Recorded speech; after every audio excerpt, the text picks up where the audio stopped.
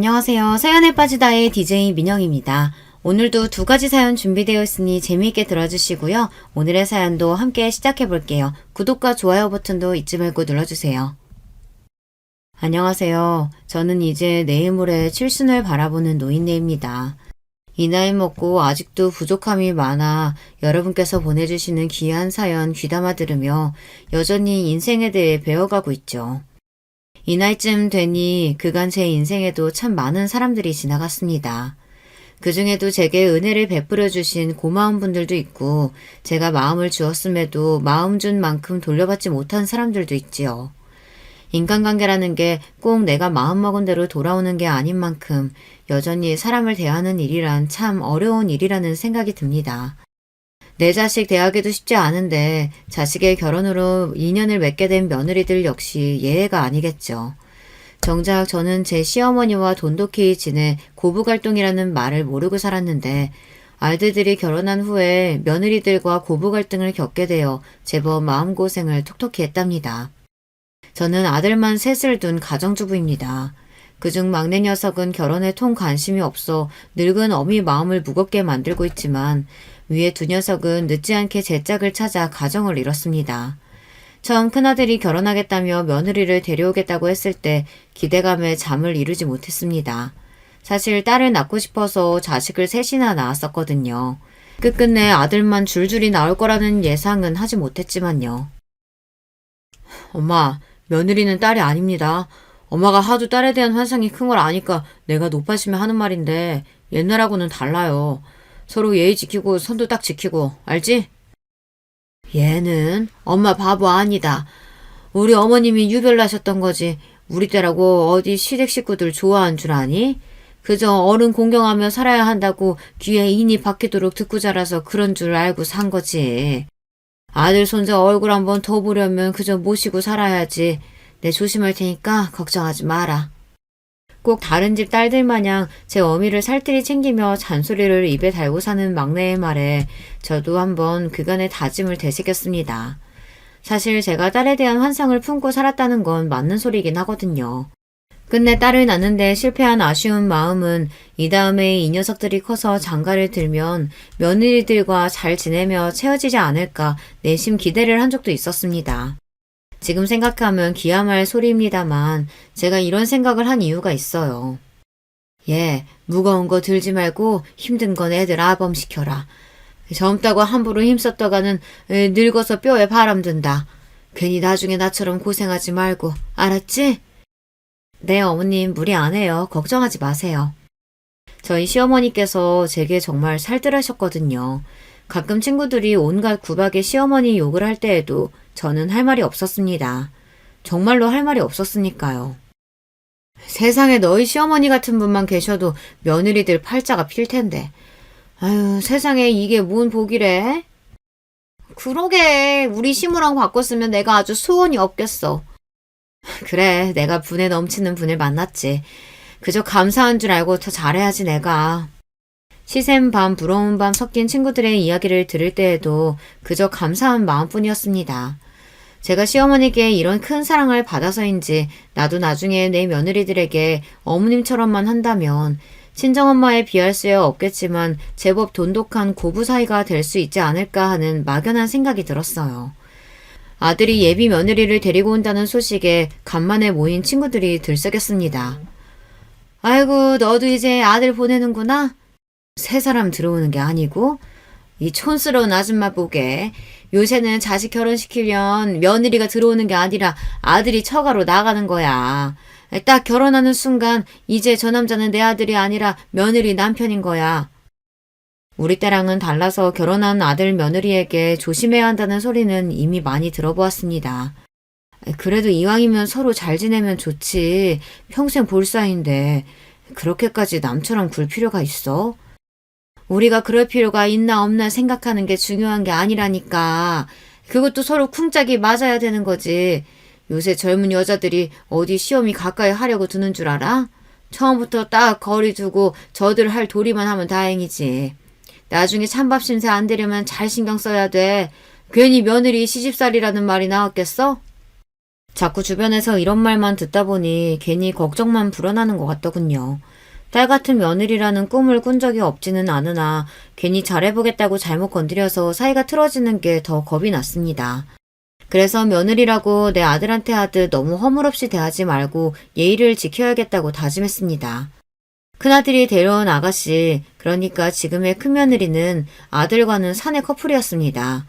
저희 식구들과의 첫 대면에서도 주눅들지 않고 할 말 다 하는 모습에 참 똑부러진다고 생각했어요.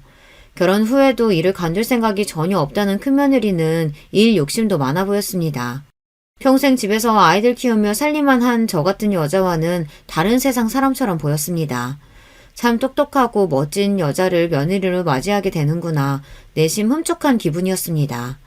큰아들의 결혼식이 끝난 지 얼마 되지 않아 갑자기 생각지도 못하게 작은 아들 녀석이 결혼할 여자를 데려오겠다고 폭탄 선언을 했습니다. 당시에 연애를 하고 있는 줄도 몰랐던 저와 다른 식구들이 다들 깜짝 놀랐더니 며느리 될 아이가 이미 아이를 품고 있다고 하더군요. 만난 지 얼마 되지 않아 혼전 임신을 했다는 겁니다. 아들놈의 등짝을 철썩철썩 후려치면서 아들 엄마인 내 마음도 일이 당황스럽고 황망한데 상대 아가씨 집안은 그야말로 쑥대밭이 되었겠구나 싶어 만나 뵙지도 못한 예비 사돈댁에 민망한 기분이었죠. 그렇게 촉박하게 잡힌 상견례에서 처음 본 작은 며느리는 새침한 인상에 이목구비가 오밀조밀한 귀염진 인상이었습니다. 혼전에 아이부터 덜컥 들어선 것이 저희 보기 민망했던지 조금 주눅든 것 같은 태도에 가여운 마음이 들었어요. 나는 딱 그 시기에 입덧이 심해서 고생이었었는데 밥은 잘 먹고 있어요? 다른 걱정은 말고 그저 잘 먹고 잘 자고 건강하게만 지내요. 불어 더 상냥하게 대하려고 노력했습니다. 과정이야 어찌되었든 내 아들과 결혼할 사람이니 제게도 가족인 거죠. 후에 그 아이도 나를 가족으로 생각해줄지는 나중 문제였습니다. 그래도 제가 어른인데 먼저 좋은 모습을 보여야 한다고 생각했습니다. 사돈댁에서도 배부르기 전에 얼른 식을 마치고 싶어 하셔서 생각지도 못하게 한 해의 아들 둘을 한꺼번에 보내게 되었어요. 정말이지 정신없는 한 해였습니다. 저는 슬그머니 막내 녀석에게 말했습니다. 너도 데려올 사람 있으면 얼른 데려와라. 한꺼번에 둘도 해치웠는데 셋은 못하겠냐? 아이고 우리 어머니 또 김치국만 한 사발 들이키시네. 난 나 편한 대로 혼자 살 거니까 그런 말씀하지 마세요. 그놈의 결혼 안 한다는 소리, 막내를 가볍게 흙어보면서도 이 녀석까지 제 짝 찾아 떠나면 마음이 많이 허전할 것 같다는 생각이 들었습니다. 아들 둘을 결혼시키고 새 며느리가 둘이나 들어왔지만 생각보다 며느리들을 볼 일이 그리 자주 생기진 않았습니다. 첫째 며느리는 직장생활로 여전히 바빴고 주말이라고 겨우 숨 좀 돌리고 쉴 땐데 편치도 않은 시댁에서 제대로 쉬지도 못하게 하고 싶진 않았거든요. 그래서 둘이서 일하며 집에서 제대로 밥이나 챙겨 먹을까 걱정스러운 마음에 아들 편에 반찬이나 종종 들려보내곤 했습니다. 둘째 며느리는 임신 중이니 더 살뜰하게 챙겨야 한다고 생각했지만 안사돈께서 이미 거의 둘째네 집에서 살다시피 하고 계시는 터였어요. 나까지 들락거리면 애들도 애들이지만 안사돈께서도 눈치가 보이시지 싶어 일부러 찾아가는 건 더 자제했습니다. 가끔 둘째 며느리에게 전화로 뭐 먹고 싶은 게 있냐고 물어도 그저 없다고만 하길래 정말 먹고 싶은 게 있다 한들 가 시집와서 시어머니에게 말하기 쉽지 않겠다 싶어 저들 알아서 먹고 싶은 거 사 먹으라고 용돈을 붙여주었죠. 제가 굳이 의도하지 않았음에도 먼저 며느리를 본 친구들 말처럼 자연스럽게 거리를 두게 되더군요. 막상 며느리를 맞아보니 당초 제가 생각했던 것보다도 더욱 조심스럽게 대하게 되더군요. 딸 같은 며느리라니 역시 말이 안 되는 소리인가 보다 싶었습니다. 하기야 평생을 다른 사람이 키운 다른 집 자식인데 제가 쏠랑 빼와서는 제 딸 인형 구는 것도 참 웃기는 노릇이겠거니 그런 생각이 뒤늦게 들더군요. 그렇게 아직은 대면대면하게 지내던 둘째 며느리와 자주 보게 된 건 출산 이후였습니다. 갑작스럽게 생긴 아이인데다가 첫 아이이다 보니 처음 육아를 시작하는 며느리 입장에서도 정신이 없긴 했을 겁니다. 처음으로 며느리에게 도와달라는 요청을 받게 된 저는 거절할 수가 없었어요. 애초에 거절은커녕 오히려 조금은 기뻤던 것도 같습니다. 아들을 셋이나 키우고 골병 다 들었는데 이제 와서 손자까지 키울 셈이야? 적당히 처음 몇 번 거들어주고 씻어 구하라고 해. 제가 고생스러울까봐 그랬는지 남편의 반응이 썩 긍정적이지 못했습니다. 아이, 그래도 첫 손자인데 너무 그러지 말아요. 첫 손자라도 저들 좋아 낳은 자식인데 저들이 책임지고 키워야지. 결혼하고 둘 다 집에는 코빼기도 안 내비치더니 벌써부터 저들 필요할 때만 지 애미 부려먹으려는 게 내외가 아주 똑같아. 당신도 애초에 다 받아주다 애 떠안지 말고 적당히 해, 적당히. 그래도 당신 손자이기도 한데 뭘 저렇게까지 야박하게구나 속으로 타박하고 있는데 막내 녀석이 남편 말을 거들었습니다. 그래 엄마, 지금 엄마 나이에 애 키웠다간 진짜 순식간에 늙는다니까. 요새 할머니들 인생은 손자를 봐주느냐 안 봐주느냐에 따라 고생길이 갈린답니다. 아니 그리고 그동안은 사돈 어르신 계신다고 그 집 가보고 싶어도 가보지도 못했잖아. 나는 당연히 사돈 어르신이 같이 키워주시나 했지. 우리 집 자손이기도 한데 그러는 거 아냐. 안사돈께서 허리가 안 좋다고 하잖니. 그래도 그동안은 어려워하는 게 보였는데 이렇게라도 찾아와 주니 좋게 생각해야지. 허리는 뭐 저희 어머니만 안 좋나? 당신 허리는 강철이고 내가 미리 말하는데 미련스럽게 굴지 말어. 알았어? 아유, 알았어. 그렇게 하루 걸러 하루마다 손자를 봐주러 둘째네 집에 출퇴근을 하게 됐습니다. 그래도 내가 아들을 셋이나 키워낸 사람인데 호기롭게 나섰지만 역시나 젊을 때와는 달라도 너무나 다르더군요.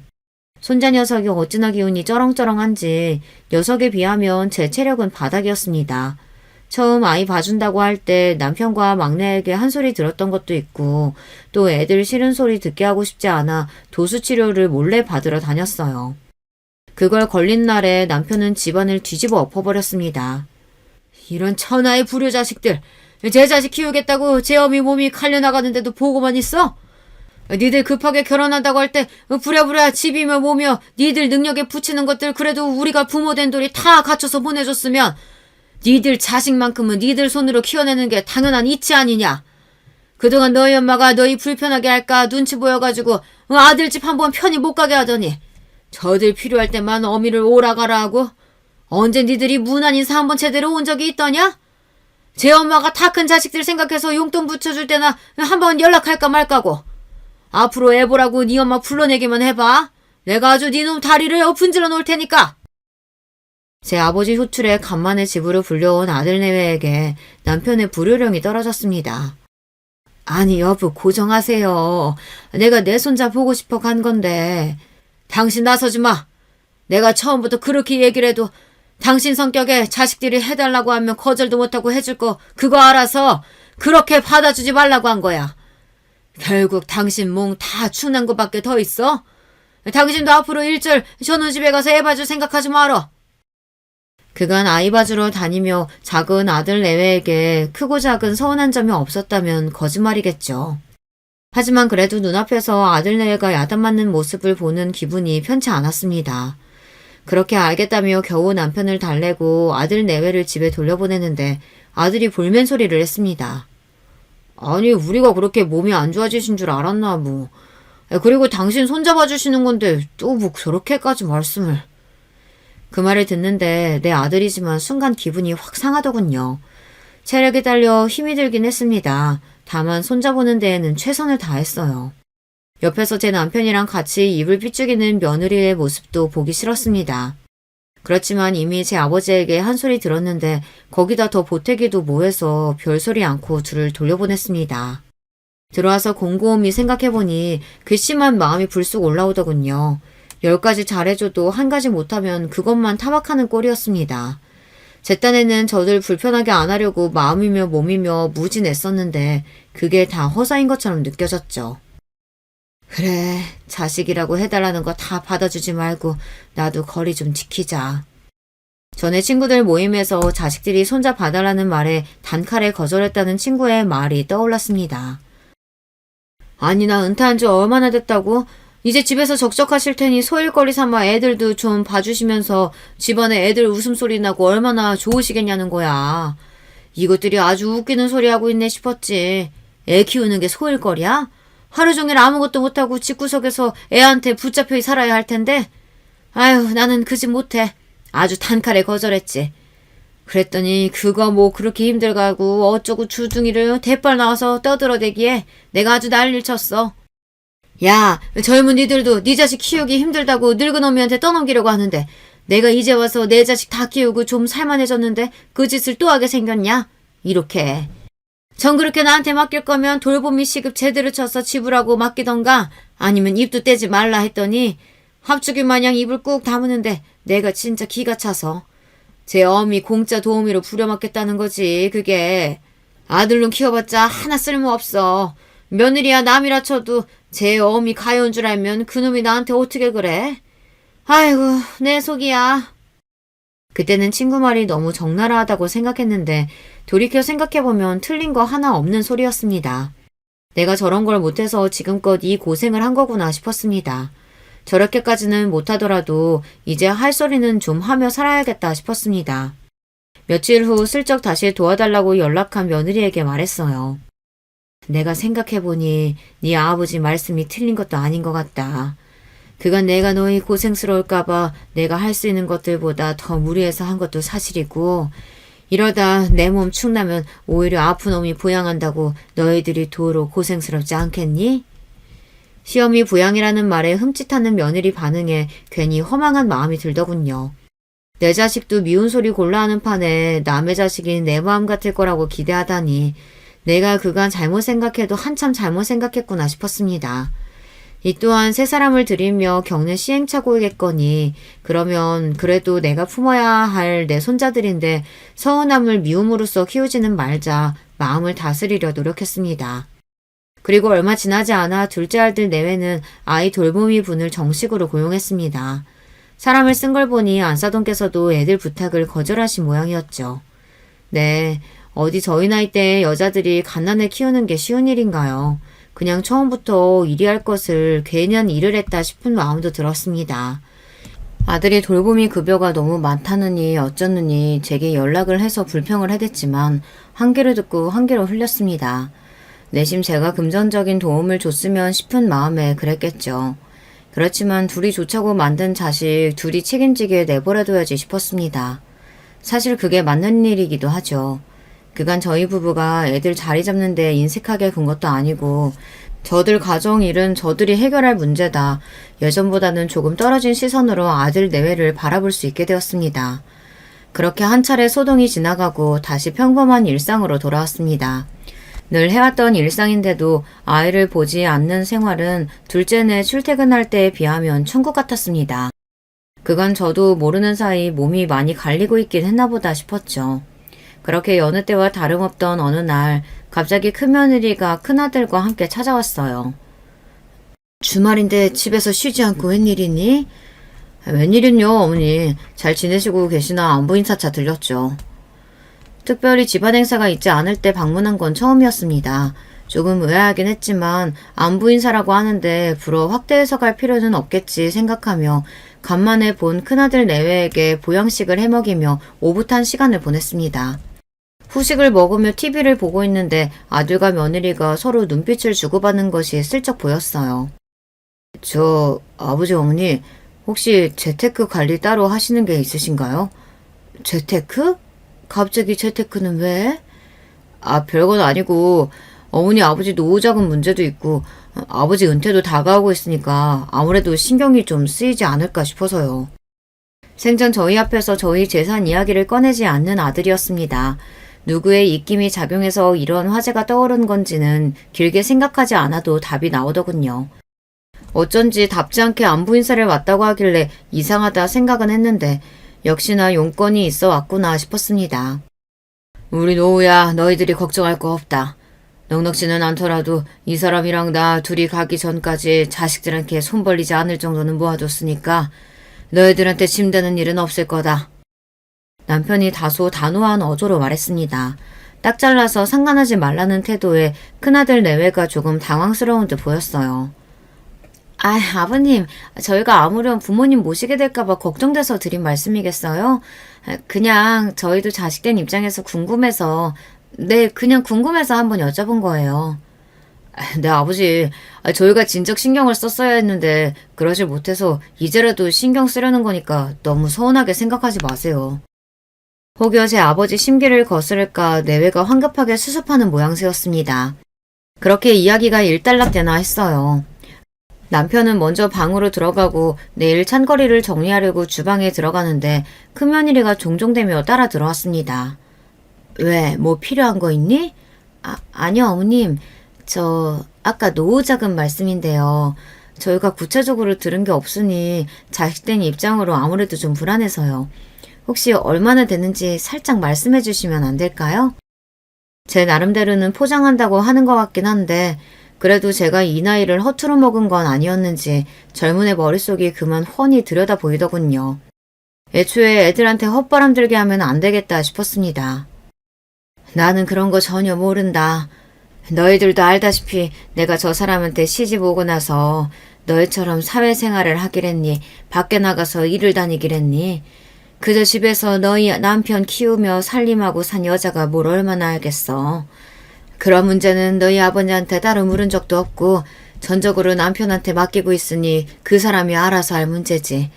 좀 궁금하거든 너희 아버지한테 가서 한번 물어보던가. 저한테야 어떻게 한번 비벼볼만 하다 싶었는진 몰라도 저희 남편한테 이런 어설픈 수작은 씨알도 안 먹힐 일이었습니다. 그걸 아니 저도 제 시아버지에게는 차마 못 물어보고 저를 찔러본 거겠죠. 큰며느리의 표정이 떨떠름해졌습니다. 그렇게 예정에 없던 큰아들 내외의 방문이 있은 지 얼마 지나지 않아 큰며느리의 안부 전화가 전에 없이 잦아졌습니다. 어머님 잘 지내시죠? 다름이 아니라 그게 제 친구들 모임에 갔다가 친구 부모님이 신사업 투자로 대박이 났다는 소리를 들었는데 어머님 생각이 나서요. 노후자금 마련하셨다고 해도 그게 그렇게 넉넉지 않은 거면 좋은데 투자해서 종잣도 불리면 아버님 어머님도 앞으로 생활하시기 훨씬 편하지 않으실까 싶어서요. 그러고는 돌아가서는 좀 수그러들었나 싶었더니만 아직까지 포기가 안 되는 모양이었습니다. 제 대답도 여전했죠. 전에도 이야기했지만 난 그런 문제는 일절 관여 안 한다. 나 같은 노인네가 그렇게 돈 굴리는 거에 대해서 뭘 알겠니? 정 네가 생각이 있거든. 나한테 이럴 게 아니라 너희 아버지한테 직접 이야기를 하래도. 아유 어머님 그래도 평생 같이 사신 어머님이 말씀하시는 거랑 제가 말씀드리는 거랑 어떻게 똑같겠어요. 저희가 보기에 놓치면 너무 아까운 기회라서 말씀이라도 한번 드려보는 거예요. 어머님이 한번 말씀드려 주시면 안 돼요? 너희 아버지가 내 말이라고 어디 들을 사람이니? 제가 생각한 게 있으면 평생 꺾인 적이 없는 황소고집 양반이신데 나는 간두련다. 괜히 그 사람 신경 어지럽혀서 집안에 분란 만들고 싶지도 않고 나도 다 늙어 지금 와서 내 분수에 넘치는 돈 욕심 부릴 생각도 없다. 너희가 생각이 있어서 자꾸 말하는 것 같은데 그러면 설득도 너희가 직접 할 생각을 해야지. 나는 못 들은 걸로 할 테니까 생각 있으면 제대로 준비해서 너희 아버지한테 말씀드리렴. 아 어머님 그래도... 큰며느리 목소리에 불만이 섞이는 게 느껴졌지만 그렇대도 별 도리가 없죠. 자식 녀석 둘이 번갈아가며 서운한 짓을 하다 보니 저도 아이들 대하기가 좀 껄끄러워지더군요. 그날 퇴근한 남편에게 푸념처럼 큰며느리와 있었던 일을 털어놓았습니다. 원래 부모 자식 간에도 재산이 끼면 그렇게 되는 거야. 그러니 자식이라고 당신이 마냥 퍼주려고만 생각하지 마라. 아휴 안 그래요. 그래고 내가 뭐 퍼주고 싶어도 퍼줄 게 있나. 자꾸 노후자금이 어쩌니 투자가 어쩌니 긁는 걸 좀 봐. 저것들 다 나고 나면 당신 어지간히 들볶을 거야. 다른 사람들은 자식 안 이뻐서 미리 재산 안 떼어주는 거겠어? 얼마간만이라도 손에 쥐고 있는 게 있어야 자식한테도 부모 대우 받는 거야. 아휴 자식한테 손 안 벌리고 늙어서 의탁하지 않으면 되는 거지 했는데 내 자식한테 재산 뺏기지 않으려고 아등바등 사는 것도 참 서글프다. 그쵸? 저들도 이제 지들 가정 꾸리고 나갔으면 제 식구가 가장 우선이니 그러려니 해야지. 이제 품 안의 자식 아니야. 우리도 우리 몫은 제대로 쥐고 있어야 돼. 남편의 당부를 들으며 부모 자식 간의 인연이라는 게 뭔지 허무한 마음에 한숨이 나오더군요. 말했듯이 제가 뭐 가진 것도 없습니다만 그거나마 잘 가지고 있어야겠다는 다짐을 했습니다. 그러고 얼마 지나지 않아 남편이 그간 평생 몸담아온 회사에서 만기 근속으로 퇴직을 하게 되었습니다. 평생 출근하는 남편의 온 매무새를 정리해주며 집을 나서는 뒷모습을 지켜봐왔는데 그 시절도 다 끝났다고 생각하니 괜히 제 기분도 이상해졌습니다. 제 기분이 이런데 남편 기분은 오죽했을까요? 어지간해서는 아이들에게 귀찮을 만한 연락은 자제하는 편입니다만 이번만큼은 가족 모두가 남편의 노고를 함께 치하해줬으면 하는 마음에 온 가족을 소집했습니다. 저들도 직장 생활을 하고 있으니 평생 회사 다니며 저희들 뒷바라지한 남편의 수고가 어떤 의미인지는 잘 알고 있으리라 생각했습니다. 다들 군말 없이 집으로 모이더군요. 아버지, 그간 정말 고생 많으셨어요. 아버지, 정말 감사합니다. 이제 어머니랑 같이 좋은 거 드시고 좋은 곳 구경 다니시고 편히 지내세요. 제 노고를 알아주는 자식 녀석들 덕분인지 남편의 서운함도 조금 가시는 듯 했습니다. 그렇게 가족끼리 조촐하게 남편의 퇴직을 기념하는 식사 자리를 가지고 난 후 슬슬 저희 집으로 돌아가려는 아이들을 남편이 불러세웠습니다. 너희들 다들 이리 좀 앉아봐라. 무슨 일인가 싶어 다들 엉거주춤 자리에 앉았습니다. 내가 퇴직도 했고 본격적으로 너희 엄마랑 노후 생활에 들어가게 됐으니 그 전에 정리할 것들은 정리 좀 했다. 막내, 이거 받아라. 막내 아들이 제 아버지가 내미는 통장을 얼떨결에 받아들었습니다. 통장을 보자 두 아들 내외의 눈도 번쩍 뜨이더군요. 네 형들한테는 장가갈 때 이미 다 해준 거다. 너 자취한다고 독립할 때 네가 그간 번 돈으로 집안에 손 안 벌리고 해결했으니 너도 네 형들 받은 만큼은 받는 게 맞지. 통장 안의 액수는 어지간한 신도시 아파트 한 채 값은 되었습니다. 막내에게만 통장이 돌아가자 두 아들 내외의 눈이 팽팽 돌아가기 시작했습니다. 첫째 며느리가 물었습니다. 저 아버님, 막내 도련님만 주시는 건가요? 너희는 이미 받은 거 다 받지 않았냐? 너희 결혼할 때 신혼집 그거 다 내 주머니에서 나온 거다. 받을 거면 삼형제가 공평하게 받는 게 맞지. 그래도 아버님, 저희는 가정이 있고 애도 있는데 혼자 계신 도련님이랑은 입장이 다르죠. 네? 입장이 다를 건 또 뭐냐? 너희 자식 너희가 키우는 거야. 너희가 알아서 할 일이지. 저놈은 결혼 생각 없다고 하니 돈을 어떻게 쓰던 그거야 저놈이 알아서 할 일이고. 참고로 너 나중에 장가 간다고 해도 따로 주는 건 없으니까 그게 다니까 그리 알고 있어라. 두 아들 내외의 눈에 욕심이 차오르는 것이 보였습니다. 이거 괜한 분란 되겠다 싶어 저는 얼른 덧붙였습니다. 이제 너희들한테 나눠주실 건 다 나눠주셨으니 우리한테 남은 거라고는 우리 남은 여생 보낼 이 집 한 채가 전부다. 너희는 아버지가 미리 주신 집에서 감사하는 마음으로 너희 가정 잘 꾸리면 되고 막내 너는 너대로 아버지께 감사드리면 그만이야. 앞으로 변할 건 없어. 갑자기 온 가족의 시선을 한 몸에 받게 된 막내 아들은 생각지도 못하게 받은 재산에 얼떨떨해 하면서도 감사 인사를 전했습니다. 아버지, 어머니 감사합니다. 이렇게 큰 돈 물려주시리라고는 생각도 못했는데 평생 고생해서 버신 돈이라는 거 잘 알고 있습니다. 호투를 쓰지 않을게요. 그래, 그거면 됐다. 사실 너만 불러서 해결해도 될 일이긴 한데 다들 알고나 있으라고 같이 있을 때 준 거다. 보면 알겠지만 누구한테 더 돌아갈 것도 없이 공평하게 나눠줬으니까 나중에 딴소리하거나 분란 만들 생각은 말고. 그럼 이만 다들 가보거라. 오늘 와줘 고맙다. 남편은 그 말을 끝으로 자리를 떴지만 두 아들 내외는 그야말로 폭탄을 맞은 꼴이었습니다. 어머님, 이거 어머님도 알고 계신 거였어요? 저 양반 저렇게 독불장구처럼 구는 게 어디 하루 이틀이니? 나도 몰랐어. 몰랐다 한들 틀린 말도 아니지. 너희보다 더 챙겨주신 것도 아닌데 이리 소란될 거 없다. 다들 그만 가봐. 쑥덕대는 며느리들을 남겨두고 방 안으로 들어갔습니다. 제 자식들에게 폭탄을 떨궈놓고 태연하게 신문을 뒤적이는 남편을 보니 저도 좀 기가 차긴 하더라고요. 아니, 당신 이럴 거면 미리 귀뜸이라도 좀 해주던가. 나도 얼마나 당황스러운지 알아요? 당신도 이리 와서 좀 앉아봐. 이 사람이 또 무슨 사람 기함할 소리를 하려고 일어나 싶어 쳐다봤더니 남편이 서랍에서 서류 봉투를 하나 꺼냈습니다. 이게 뭔데요? 열어봐. 제가 본다고 뭐 안 와요. 건축물 대장이라고 쓰인 서류에서 다른 것들은 복잡해서 못 알아보겠고 그나마 알아본 게 소유자 성명이었습니다. 거기 제 이름이 떡하니 쓰여 있었으니까요. 여보, 이게 뭐예요? 내 앞으로 되어 있던 건물 소유자 당신으로 돌려놨어. 아니, 그러니까 그걸 왜 내 앞으로 돌려놨는데? 거기다 이 건물은 또 뭐고? 당신 건물 가지고 있었어요? 그간 제가 집안 재산에 크게 신경을 안 쓰긴 했나 봅니다. 뜬금없이 제 앞으로 된 건물의 등장에 어안이 벙벙해졌습니다. 말이 건물이지 촌동네 읍내에서 조망만한 2층짜리 상가 건물이야. 그게 돈 될 만한 건 아니고 고향 친구가 나중에 시골 내려와 살 생각 있으면 하나 사두는 게 어떻냐고 해서 주식으로 조금 이득 본 돈 넣어서 사둔 거야. 진짜 얼마 안 돼. 당신 귀노 갈 생각이었어요? 당신이나 나나 농사라곤 지어본 적 없는 사람들이 귀농은 무슨. 그냥 고향 근처 매물 있다길래 크게 오를 일은 없어도 떨어질 일 없어서 적금 대신이라고 생각하고 가지고 있었어. 그러면 당신이 계속 가지고 있을 일이지 왜 내 앞으로 해준대요?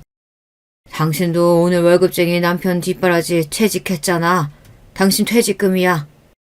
생각지도 못했던 남편의 말에 말문이 턱 막혔습니다.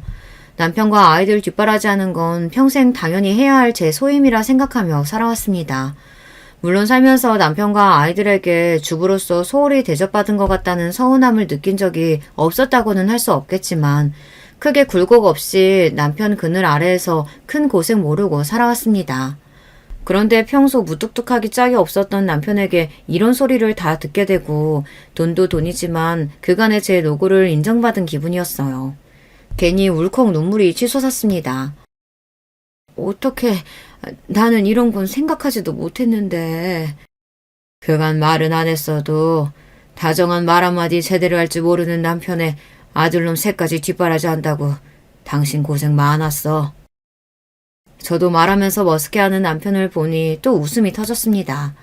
그렇게 제가 어느 정도 마음을 추스리자 남편이 제게 단단한 다짐을 받아냈습니다. 이건 애들한테 아무도 얘기하지 말고 그냥 잠자코 가지고 있어. 당신이랑 나한테는 이제 정말 이 집이랑 생활비밖에 안 남아있는 거야. 알았어요. 내가 그런 말 할 일이 뭐가 있어. 어허, 대충 대답하지 말고 이 사람아. 방금도 봐. 막내한테만 통장 주니까 냈다 아주 눈이 횟가닥 해가지고는. 그나마 지금은 나라도 있으니 저 정도로 끝났지. 나 없이 당신만 있었다고 생각해봐. 아주 당신한테 눈에 불을 켜고 달려들었을 놈들이야 저거. 아이, 또 그러신다. 그렇다고 무슨 애들이 나한테 불을 켜고 달려들겠어. 이 사람이 그만치 당하고도 정신을 못 차리고 내가 이러니 안심을 할 수가 있어야지. 저것들 하는 모양새가 나 가면 당신 잡아먹히기 딱 좋아 아주. 아니 자꾸 가긴 어딜 간다고 당신 없단 소리래요. 내가 먼저 가면 갔지 당신 같은 강골이 무슨. 보나마나 당신이 나보다 더 오래 살 텐데 자꾸 기분 나쁜 소리 하지 말아요. 사람 일 모르는 거잖아. 미리미리 대비를 해야지.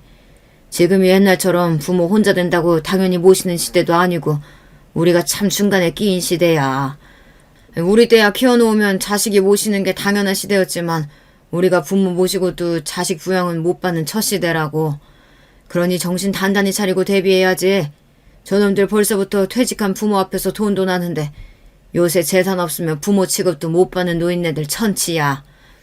오늘 준 건 당신 비자금이니까 우리 애들은 다른 애 그런 뻔한 소리 말고 마음 약해져서 괜히 자식들한테 걸리지 말고 아무 말 말고 꽉 잡고 있어. 알았어? 아유, 알았대도 그러네. 아무한테도 얘기 안 할게요. 진짜 안 한다니까. 의심의 눈초리를 거두지 않는 남편을 보며 그 후에도 몇 번이나 다짐의 말을 늘어놓아야 했습니다. 결혼 후 서운한 일이 종종 있기는 했으나 그래도 자식들을 속이는 기분이 들어 영 마음이 편치만은 않았어요. 그건 자기 남편 말이 100번 오라. 남편이 요새 자꾸 재산 없으면 부모 취급 못 받는다는 소리를 달고 살아 애들 보기가 민망하다는 말에 친구가 대번 이렇게 말하더군요. 물론 남편이 신신당부한 바와 같이 건물에 대한 이야기는 쏙 빼놓았습니다. 요새 자식들 모르게 딴 주머니 하나씩 차고 있는 게 당연해진 거 몰라? 요새 찾아오는 자식도 없이 외롭게 혼자 늙어가는 노인네들이 다 자식이 없어 그러고 살겠어? 뭐 물론 처음부터 가난해서 그리 사는 사람들도 많겠지만 자식들한테 유산 먼저 나눠주고 팽당해서 말년에 서럽게 늙어가는 사람들이 그렇게 많다잖아. 아니 아무리 그래도 그렇지 설마 내 자식들이 그러겠어? 아니 자기 아들들이 그렇다는 소리가 아니라 그럼 그 사람들이라고 본인 자식들이 그렇게 나올 줄 알았겠어? 그랬으면 절대 재산 미리 안 줬겠지. 그리고 사람 심리가 그렇다. 남들한테 말은 안 해도 몰래 쥐고 있는 게 있고 믿을 구석이 있는 사람들은 아무것도 없는 사람들하고 마음가짐 자체가 달라진다고. 그저 자식들 눈치만 봐야 하는 입장이랑 무슨 일이 생기더라도 내가 가진 게 있는 거랑 같을 수가 있겠냐고. 듣고 보니 그 말도 일리가 있었습니다. 아무렴냐 손에 쥔 것 없는 무일푼보다야 뭐라도 가진 게 있는 게 낫기야 하겠죠. 우리 남편뿐만 아니라 우리 나이대 여자들도 다들 이런 생각을 가지고 사는 시대인가 봅니다 싶었습니다. 아닌 게 아니라 건물이라고 하기도 민망한 수준이긴 했지만 그래도 나름 생각지도 못한 건물주가 되고 나자 가진 것 하나 없던 가정주부와는 마음가짐이 달라지긴 했습니다. 막내가 남긴 했으나 그 녀석이야 결혼 안 하겠다는 말이 입에 붙은 놈이니 그렇다 치고 나머지 녀석들 다 장가보내고 큰일 다 치렀으니 큰돈 들어갈 일을 딱히 없긴 했으나 세상살이가 어디 생각대로만 돌아가나요. 예상치 못하게 돈 들어갈 일이 닥치더라도 남한테 손버리지 않고 내 손에서 해결할 수 있다고 생각하니 마음이 든든해졌습니다. 이래서 가진 게 좋구나 싶었죠. 늘상 일한다고 바빴던 남편도 퇴직했겠다. 마음의 여유도 생겼겠다. 이제 좀 남편하고 여행도 다니고 말년의 행복을 누려보자 하던 차에 뜻밖의 비보가 날아들었습니다. 며칠째 소화가 잘 안 된다고 소화제나 사달라던 남편을 억지로 끌고 간 병원에서 듣게 된 것은 남편의 위암 발병 소식이었습니다. 정기 건강검진에서도 항상 건강했고 워낙 강골이었던 남편이 암에 걸렸다는 말은 청천벽력과도 같았습니다. 게다가 예후가 썩 좋지 않았습니다. 작년까지만 해도 깨끗하던 위에 생긴 종양은 크기도 제법 컸고 병의 진행 속도도 빠른 편이라고 했습니다. 온 가족이 남편의 위암 발병 소식에 기함을 했으나 정작 남편의 반응은 차분했어요. 이 나이 먹도록 그간 아픈 것도 없이 살아온 게 복이었지. 이 나이 먹도록 그간 아픈 것 없이 살아온 게 복이었지. 이미 암으로 떠난 친구들도 제법 되고 그리 소란 떨 일 아니야. 어떻게 제 병인데도 저리 차갑게 구나 싶어 원망스러운 마음이 불쑥 들었습니다. 평생 일만 하며 살다 이제야 사는 재미 좀 느끼겠구나 싶었는데 투병으로 고통받을 남편을 생각하면 걱정되어 잠을 이룰 수가 없었습니다. 차라리 진행이 빠른 것도 내 복이지 싶어. 나이 먹어 안 걸리면 몇십 년도 살고 그런다던데 그렇게 오래 고생한 것도 나도 그렇지만 당신한테도 못할 짓이야. 정말 왜 그렇게 서운한 소리를 해? 결국 눈물이 터져버린 제 어깨를 토닥이며 남편이 말했습니다. 미안해. 내가 말 주변이 없어서 이렇게밖에 말을 못하네. 당신 서운하라고 하는 소리가 아니라 평생 고생시켰는데 아파서까지 당신 고생시키기 싫어서 그래. 나도 고생하기 싫고. 그래도 애들 다 키워놨고 나 가도 당신 생활하기 어렵지 않을 기반은 만들어놨으니 마음은 편하네. 정작 본인은 그렇게 말했지만 저는 남편 인생이 가여워 마음이 미워지는 것 같았습니다. 긴 투병 생활을 원치 않았던 남편의 바람은 결국 이루어졌습니다. 남편은 암 진단을 받은 지 채 3개월을 버티지 못하고 갑작스레 그렇게 제 곁을 떠나게 되었습니다.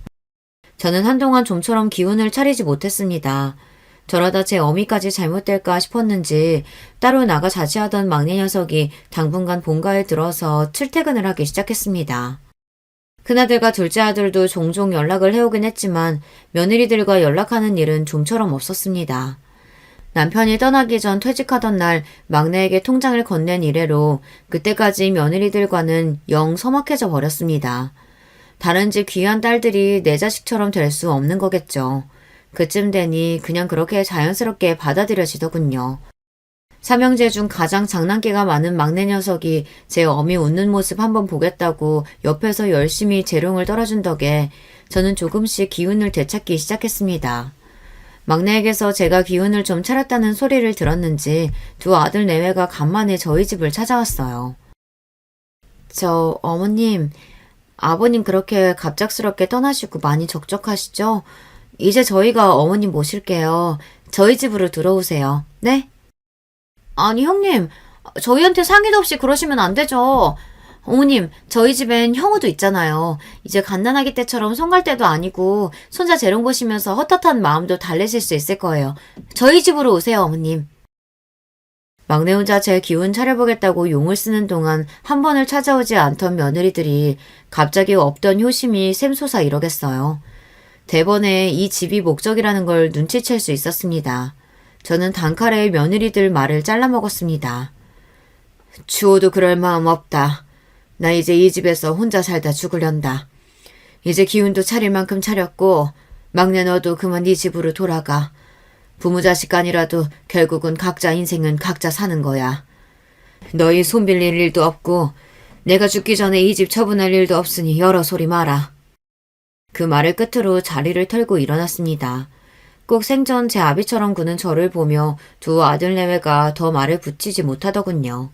혹여 제 심기가 상했을까 걱정이 되었는지 막내 녀석이 슬그머니 제 뒤를 따라 들어왔습니다. 형수들이 또 괜한 소리를 다 하네. 엄마, 너무 마음 쓰지 마세요. 네 엄마 이제 이 정도로는 아무렇지도 않다. 아까 괜히 한 말 아니니까 너도 이제 그만 돌아가. 여기서 출퇴근하기 가까운 거리도 아니고 네 덕에 엄마가 이만치 기운 차렸다. 고맙다. 엄마 밥 좀 더 얻어먹겠다며 속보이는 소리를 하던 막내 녀석이 결국 얼마 남지 않은 제 생일까지만 머무르다 돌아가겠노라 약속을 했습니다. 남편 없이 처음으로 맞게 될 생일이었으니 녀석 마음이 더 쓰였나 봅니다. 딱히 생일을 챙기고픈 마음이 들지 않았으나 이렇게 해서라도 막내 녀석 마음의 짐이 좀 덜어진다면 그것 또한 나쁠 것 없다는 생각이 들었어요. 엄마, 오늘 진짜 맛있는 거 먹어요. 형들이랑 형수님들 같이 저녁 먹기로 했어. 오늘 우리 엄마 좋아하는 대게 먹자, 대게. 제 기분을 좋게 해주려고 짐짓터 호들갑을 떠는 막내가 만든 저녁 자리임이 틀림없었습니다. 간만에 저도 기분 전환하고 싶은 마음이 들어 녀석을 데리고 대낮부터 외출을 했습니다. 백화점에서 쇼핑도 하고 오랜만에 영화도 한 편 보았죠. 간만에 외출이다 보니 금세 다리가 아파왔습니다. 예, 엄마 다리 아프다. 예약한 식당 먼저 가서 앉아서 기다리자. 아직 시간이 좀 이르긴 한데 그럼 그러자. 가요.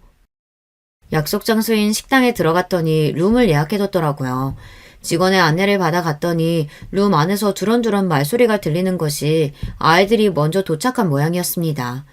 생각보다 빨리들 왔나 보다 문을 열려던 찰나 큰며느리의 말이 귀에 확 꽂혔습니다. 노인네, 끝까지 재산 주고 안 놓으려는 것 좀 봐. 그 노인네가 누구인지는 굳이 제가 설명할 필요 없겠죠. 옆에 있던 막내 아들이 사색이 되었습니다. 이내 작은 며느리가 맞장구를 치더군요. 그러니까요, 형님. 죽을 때 재산 싸들고 가는 것도 아닌데 무슨 고집을 그렇게 부리시는지.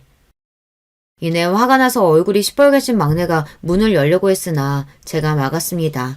그러고는 말없이 통화 버튼을 눌렀어요. 재산이라고 뭐 대단한 거 있는 것 같으면 생색내는 게 이해라도 가지. 가진 거라고는 꼴랑 당신 사는 집 한 채뿐이면서 요새도 아주 그런 유세가 없어. 당장 형님이 투자하라고 하는데 원금 회수 못하게 생겼는데 진짜 어떡해요. 그 집 팔아서 얼른 메꿔야 하는데. 그래서 말인데 어머님 요양원 보내버리자 동서. 순간 온몸에 피가 거꾸로 솟는 것 같았습니다. 도대체 저 인간들이 나를 두고 대체 무슨 소리를 하고 있는 건지 어처구니가 없어 가슴이 턱턱 막혀왔습니다. 어찌됐든 그 집에서 나가게 하면 그걸로 되는 거 아니야? 안 그래? 하긴 데리고 있는다고 뭐 우리 애들 제대로 봐줄 것도 아니고 형은 아까 잠깐 봐준 걸로 지금도 얼마나 생색을 부리는 줄 아세요? 내가 진짜 더러워서. 그래요. 있어봤자 집만 되는데 확 보내버립시다.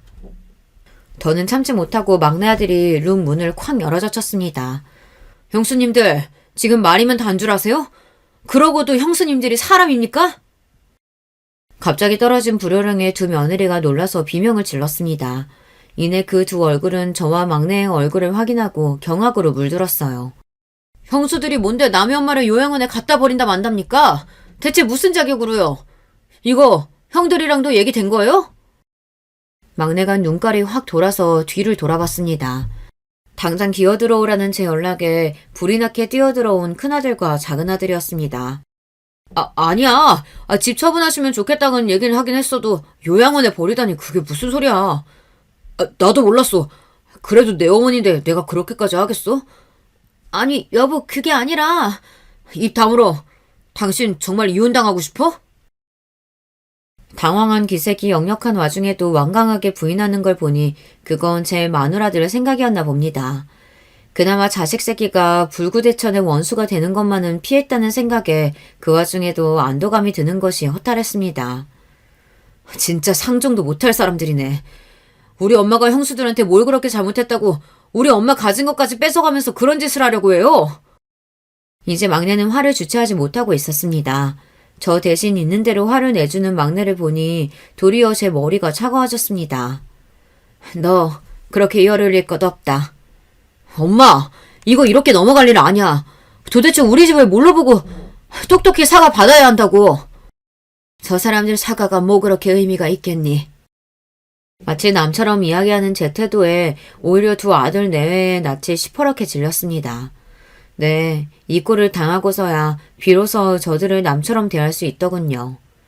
남보다도 못한 짓을 하는 사람이니 어쩌겠어. 남보다도 못한 사이가 되는 수밖에. 제 말에 두 아들놈이 제 앞에서 털썩 무릎을 꿇고 주저앉았습니다. 엄마 아니야. 설마 우리가 어떻게 엄마한테 그렇게까지. 진짜 아니야. 어머니 죄송해요. 진짜 잘못했습니다. 잘못했어요. 눈물을 떨구는 아들들을 쓱 한번 쳐다보고는 시선을 며느리들에게 돌렸습니다. 그간 같지도 않은 늙은 여자를 어머니라 부르느라 고생들 하셨네. 이제 그럴 필요 없으니 서로 구차하게 얼굴 보지 말자. 나는 이제 자식은 얘 하나라고 생각하고 살 테니 너희들은 너희 알아서 살아라. 따로 소식 전할 필요도 없다. 어머니 그게 아니라. 더 듣지도 않고 막내를 이끌고 돌아서다 한마디 덧붙였습니다. 아, 재산이라고는 사는 집 한 채가 전부인 노인네라 했던가? 내가 이래봬도 건물주거든. 헤어지는 마당에 굳이 알릴 필요는 없다만 뭐 어차피 너희들이랑은 상관없는 재산이니 내가 쓸데없는 소리를 했구나. 이런 꼴까지 보인 마당에 행여나 추잡스럽게 내 건물에 침 흘리고 그러는 건 아니겠지? 일부러 저것들을 속 뒤집으라고 한 소리니 그 말에 속이 뒤집히는 꼴을 가소롭게 한 번 더 눈에 담곤 식당을 나왔습니다. 엄마 괜찮아? 제 눈치를 보며 쩔쩔매는 막내에게 다짜고짜 물었습니다. 너 휴가 언제냐? 응?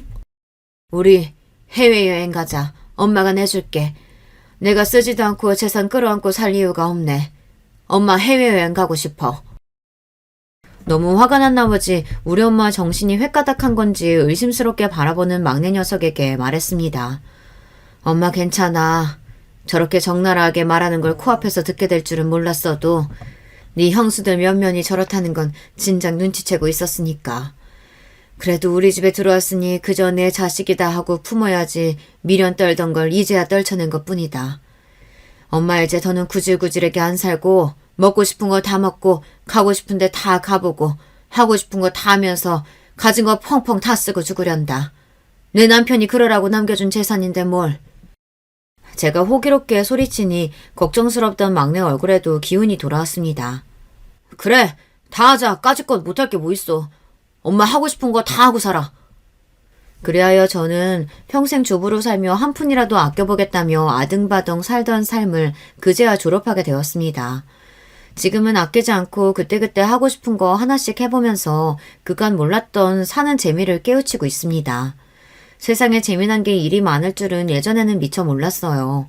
과연 돈이 좋긴 좋구나 싶습니다. 그 후로 며느리들 연락은 일절 받지 않고 있습니다. 막내가 형들이 형수들 아주 쥐잡듯이 숨도 못 쉬게 들볶고 산다는 소리를 넌지시 전할 때도 아들들이 찾아와서는 저들이 죽을 놈이라며 땅을 치며 제게 석고대죄를 할 때도 뭐 이제 그러려니 싶었습니다. 사과는 사과고 제 인생 각자 사는 거라는 제 마음엔 변함이 없으니까요. 저런 철을 고른 것도 결국에는 제 놈들의 선택이니 제 놈들 인생은 각자 알아서 헤쳐나갈 일이죠. 제가 일이 저 하고 싶은 대로 양껏 쓰며 지낸다는 걸 며느리들 성질에 어떻게든 전해드릴 겁니다. 제 것도 아닌 걸 빼앗긴 심정으로 제 속을 지옥으로 만들 것 또한 그들의 일일 뿐이죠. 자식들에게 평생을 바친 저이지만 이 나이를 먹고서야 자식들보다 내 행복이 제일이라는 것을 깨달으며 살아가는 하루하루입니다. 제 온 마음을 다한 자식들에게 실망한 마음이야 쉽게 치료될 수 없는 부분이지만 자식을 향한 무조건적인 희생이 꼭 답이 아님을 이제는 압니다.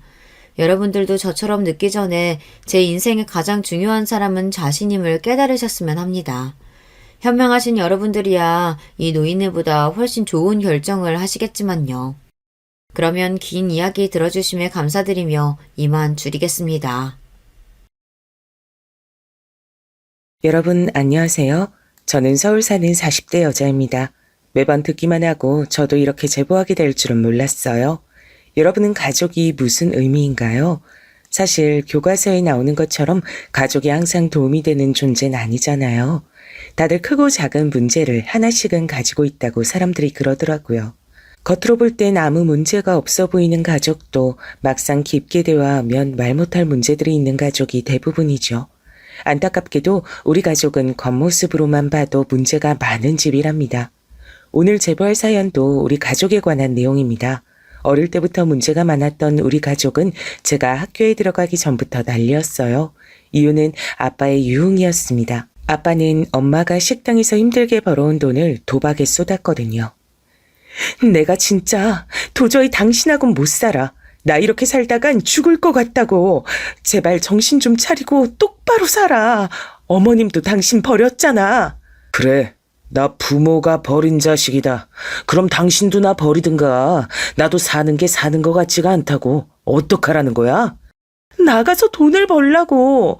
내가 힘들게 일해서 벌어와도 당신이 다 쓰잖아. 우리 현지랑 은지 먹이려고 버는 돈을 당신이 쓰면 어떡하냐고. 전생에 내가 도대체 무슨 잘못을 했길래 당신하고 이러고 사는 건지 속 터져. 이렇게 집에서 기를 죽이는데 내가 밖에서 일을 어떻게 하니? 그렇게 당신이 잘났어? 누가 보면 당신이 돈 1,000만 원을 벌어오는 줄 알겠다. 엄마 아빠는 매일 싸우는 게 일이었어요. 아직 제대로 학교에 들어가기 전이라 어렸던 저는 엄마와 아빠가 부부싸움을 하면 이불 속으로 들어가 숨었던 기억이 나요. 저한테는 언니가 한 명 있었는데 연년생이었습니다. 언니랑 전 둘이 이불 속에서 서로 끌어안고 긴 밤을 지내곤 했죠. 심지어 부모님이 너무 심하게 싸우면 저희는 둘이 한밤중에 집 밖으로 나가기도 했어요.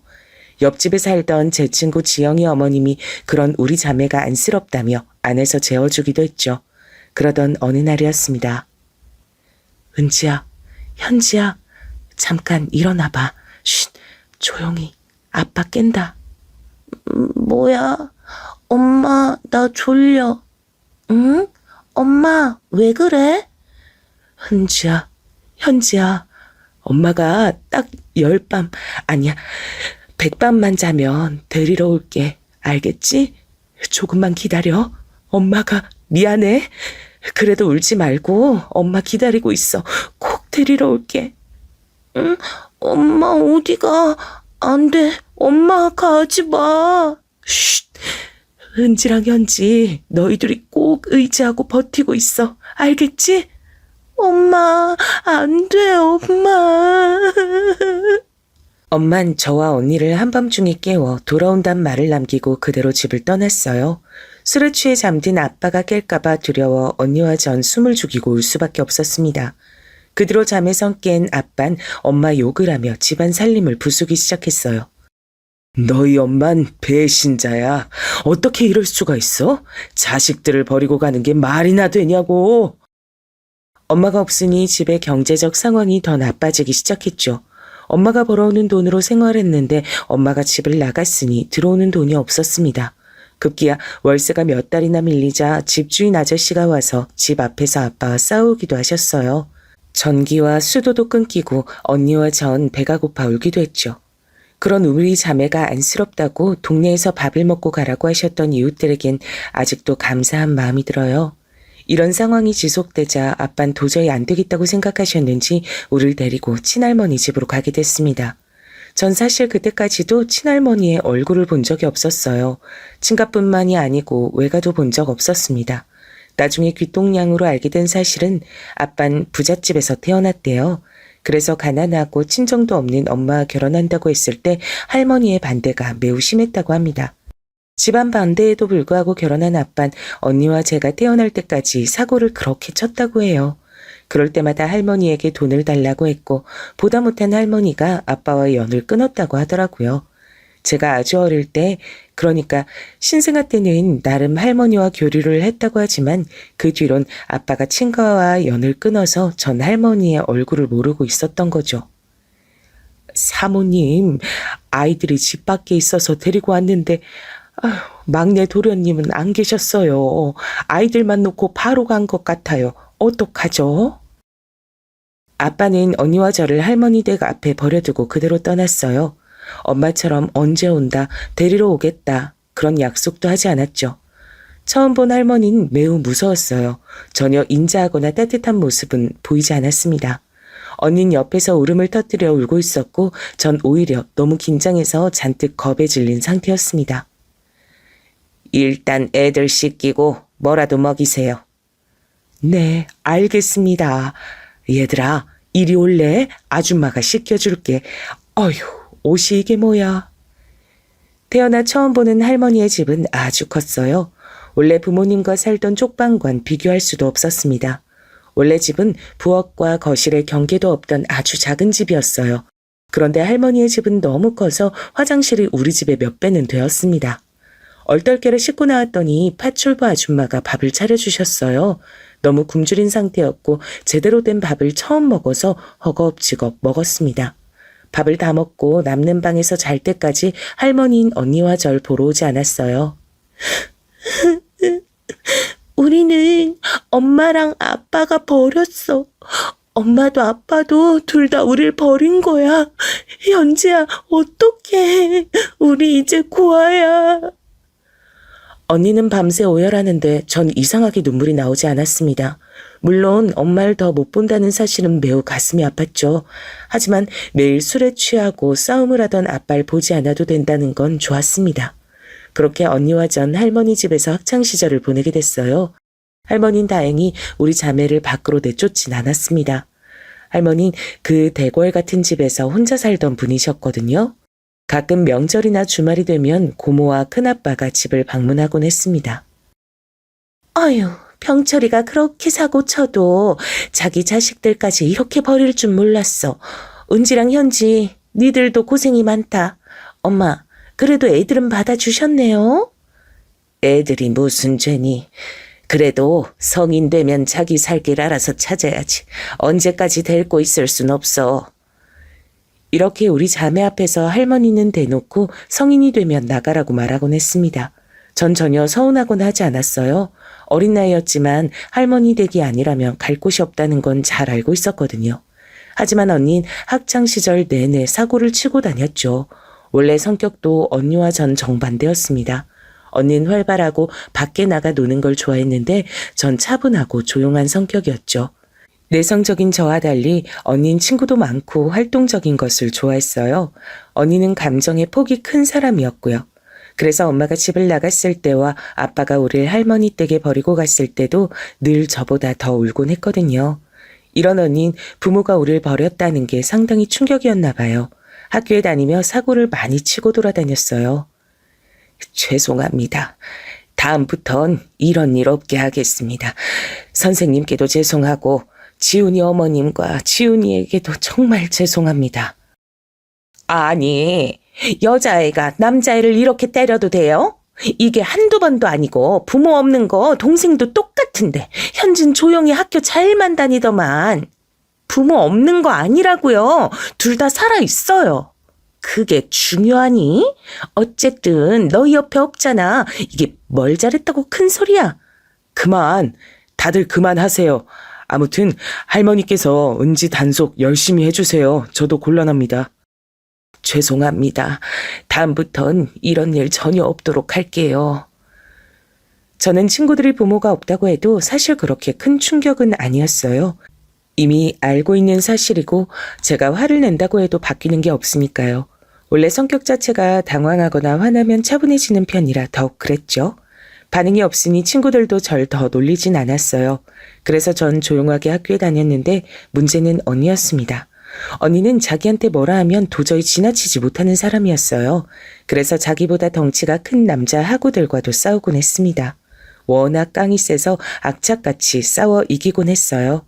덕분에 할머니는 학교에 여러 번 왔어야 했습니다. 언니가 계속 이런 식으로 사고를 치자 할머니는 점점 편애를 시작하셨어요. 현지, 이번에 반에서 1등 했다며? 잘했다. 아주 잘했어. 공부하다 힘든 거 있음 얘기해라. 책이나 학용품은 당연하고. 혹시 과외 필요하지 않니? 할머니가 수학하고 영어는 선생님을 이미 구했는데 다른 과목도 필요하면 말하렴. 아, 감사해요. 과외는 그 정도면 괜찮아요. 감사합니다. 할머니, 저는요? 왜 저한테는 아무 말 없으세요? 왜 맨날 현지한테만 살갑게 굴고 현지한테만 지원해 주세요? 그리고 현지, 너 특목고에 입학할 수 있다며? 담임 선생님께 얘기 들었다. 진학 상담하러 다음 주에 뵙자고 하더라고. 할머니가 갈 테니까 그렇게 알고 있어. 제 말은 듣지도 않겠단 거예요? 진짜 너무하네. 일기장에 필요 없는 할머니라고 정신 나갔다고 쌍욕을 써놓은 걸 다 봤다. 뒤에선 그렇게 욕하더니 앞에선 관심을 원해? 제 일기장을 도대체 왜 훔쳐보세요? 전 사생활도 없어요? 할머니가 이렇게 감시하니까 제가 그러잖아요. 그게 싫으면 네가 이 집을 나가면 되잖니. 현진 가만히 있는데 왜 은지 너만 그렇게 문제를 만들어? 언니가 식사 자리에서 박차고 일어나고 할머니는 눈 하나 깜짝하지 않으셨습니다. 언니는 공부를 못해서 실업계 고등학교에 진학했고 저는 특목고등학교에 진학하게 된 후로 언니와 저의 갈등이 시작됐어요. 제가 다녔던 특목고는 기숙사가 있는 학교였죠. 그래서 집에는 주말이 돼서 가곤 했습니다. 그럴 때마다 언니는 저를 투명인간처럼 취급했습니다. 언니, 나한테 뭐 화난 거 있어? 나 오랜만에 집에 오는데 왜 그래? 언니는 제가 아무리 말을 걸어도 들은 척도 안 했어요. 급기야 나중엔 저와 눈도 마주치질 않더라고요. 분명 엄마가 우릴 떠난 밤에 서로 의지하고 살아야 한다고 했는데 속상했습니다. 그리고 제가 집에서 나가 살기 시작하며 언니와 할머니의 갈등은 더 심해졌어요. 우리 현지 이제 방학이라 기숙사에서 나올 텐데 가만 보자. 현지 영어 연수하러 미국 갈래? 할미가 보내주마. 마침 네 고모가 미국 사니까 이번 방학은 거서 보내는 게 어떠냐. 미국이요? 저는 그러면 너무 좋은데. 안 그래도 학교 친구들이 미국 얘기를 해서 궁금했거든요. 그러면 내가 네 고모한테 말해서 데려가라 할게. 아마 다녀오면 영어 성적도 크게 오를 거다. 뭐 넌 이미 잘하지만.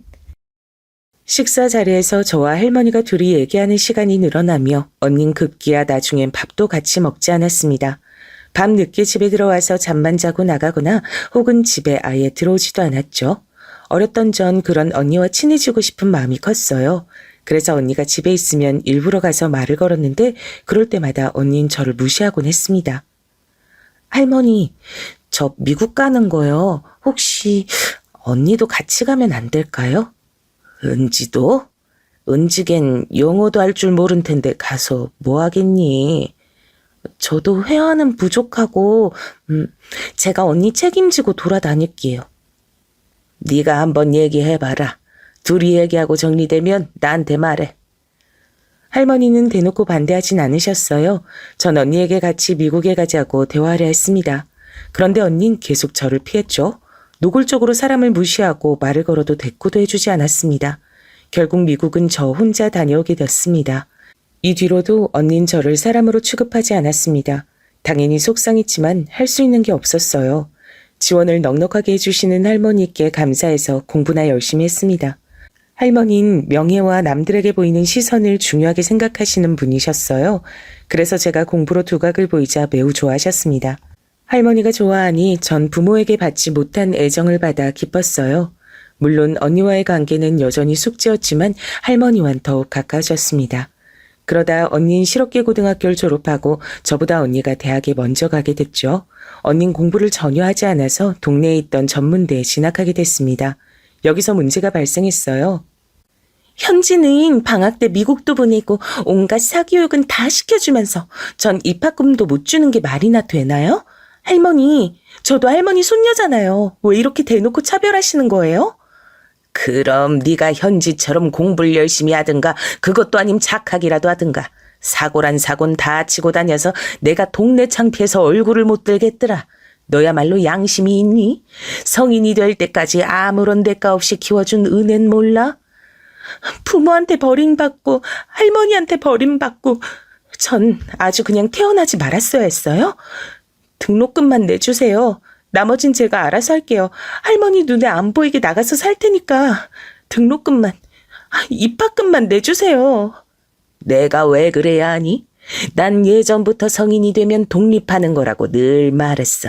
그게 두려웠으면 네가 현지처럼 자기 몫을 챙겼어야 하지 않니? 언니는 대학 입학을 앞두고 할머니와 갈등이 깊어졌어요. 할머니는 일반 대학도 아니고 전문대에 들어간 언니를 지원해주지 못하겠다고 하셨거든요. 온갖 사교육이란 사교육을 다 받는 저와 비교된다며 언니는 거실에서 소리를 지르며 울기 시작했습니다. 그 모습을 보며 저는 할머니와 언니 둘 중 누구의 편을 들지 모르겠더라고요. 급기야 언니의 분노의 화살은 저로 돌아왔습니다. 엄마가 우리 버린 날 기억해? 그때 서로 의지하고 살라고 했는데 이건 다 너 때문이야. 네가 우리 자매 사이를 망친 거야. 언니 진정해. 잠시만. 아니. 가만히 있는 현지 괴롭히지 말고 당장 나가. 나는 너랑 더는 볼 일 없다. 그렇게 언니는 정말로 집을 나가게 됐습니다. 할머니는 저러다 본인이 숙이고 올 거라며 절 다독였죠. 언니와 할머니의 갈등이 빨리 끝나는 것이 제때의 제 소원이었습니다. 최대한 전 그래서 다른 생각을 하지 않으려고 공부에 집중했어요. 새벽에 잠도 자지 않고 공부한 덕에 전 서울에 있는 유명한 명문대에 입학하게 됐습니다. 우리 현지 그동안 고생 많았다. 할미는 네가 너무 자랑스러워. 자, 다들 우리 현지의 입학을 축하하러 와줘서 고맙다. 난 현지가 작년에 우리 집 왔을 때 놀랬잖아. 내 성적이어도 미국인들하고 대화를 잘하더라고. 그때부터 난 현지가 잘 될 줄 알았지. 기숙사에서 외로웠을 텐데 이렇게 공부로 서울 명문대까지 가고 우리 집안 가문의 자랑이다. 자랑스러워. 고생 많았다. 현지 이제 행복한 대학생활 하면 되겠어. 은지는? 언니는 어디 갔어? 이 사람아. 그걸 왜 여기서 말해? 오늘 현지 입학 축하 자리인데. 어머, 미안해요. 내 입이 방정이네. 축하해 주셔서 다들 감사드려요. 저는 할머니가 도와주지 않았으면 입학 못했을 거예요. 좋은 자리에 이상한 말 말고 다들 즐겁게 지내다가 현지는 대학 등록금은 전혀 걱정하지 마. 충분히 집에서 통학 가능하니까 할머니는 네가 통학했으면 좋겠구나. 네, 그렇게 할게요. 저도 혼자 사는 건 당분간 피하고 싶어서요. 언니는 대학 등록금 사건 때 집을 나가고 한 번도 집에 오지 않았어요. 말 그대로 가출했던 거죠. 전 그런 언니가 걱정돼서 연락을 많이 했지만 전혀 받질 않았습니다. 언니는 흔적도 하나 남기지 않고 우리를 떠났어요. 그렇게 저는 부모님과 언니와 4명이서 살던 건 마치 꿈처럼 느끼게 됐습니다. 아빤 언니와 절 할머니에게 맡기고 한 번도 얼굴을 보이지 않았어요. 할머니가 지나가듯 말씀하신 걸 들어보면 할머니와는 종종 연락을 주고받는 것 같았습니다. 하지만 제가 아빠를 볼 수 있는 방법은 없었죠. 대학에 입학한 전 새로운 환경에 적응하느라 바빴어요. 그래서 언니를 잠시 잊고 있었습니다. 원래 공부하던 습관이 있어 대학에 가서도 열심히 공부하느라 바쁘기도 했어요. 그러던 어느 날이었습니다. 갑자기 핸드폰으로 모르는 번호가 떠서 받았더니 경찰이었어요. 살면서 경찰이 저에게 전화할 일이 없는데 너무 놀랐죠. 이은지 씨 동생분 되시죠?